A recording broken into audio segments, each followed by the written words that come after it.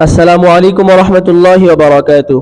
সম্মানিত দর্শক মণ্ডলী, দেখতে দেখতে কুরবানির ঈদ আবার আমাদের সামনে এসে পড়েছে। আমরা অনেকেই কুরবানি করব।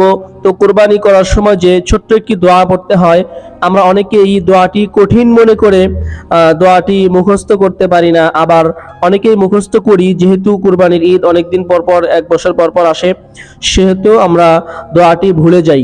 তো চলুন, যারা ভুলে গিয়েছি এবং যারা মুখস্থ করতে পারি নাই, উভয়জন আমরা দোয়াটি পুনরায় খুব সহজে মুখস্থ করে নেই। আমি দোয়াটি বাংলা এবং আরবিতে লিখে দিব, আপনারা চাইলে বাংলা এবং আরবিতে দেখে দেখেও মুখস্থ করতে পারেন।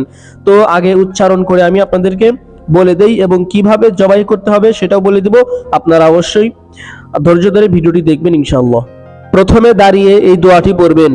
إني وجهت وجهي للذي فطر السماوات والأرض حنيفا وما أنا من المشركين إن صلاتي ونسكي ومحياي ومماتي لله رب العالمين لا شريك له وبذلك أمرت وأنا من المسلمين اللهم منك ولك।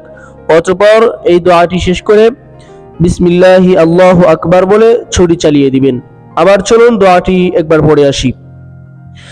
إني وجهت وجهي للذي فطر السماوات والأرض حنيفا وما أنا من المشركين إن صلاتي ونسكي ومحياي ومماتي لله رب العالمين لا شريك له وبذلك أمرت وأنا من المسلمين اللهم منك ولك।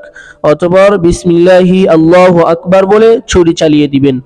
ইনশাআল্লাহ আল্লাহর রহমতে আপনার কুরবানি সহিহ শুদ্ধ হয়ে যাবে ইনশাআল্লাহ।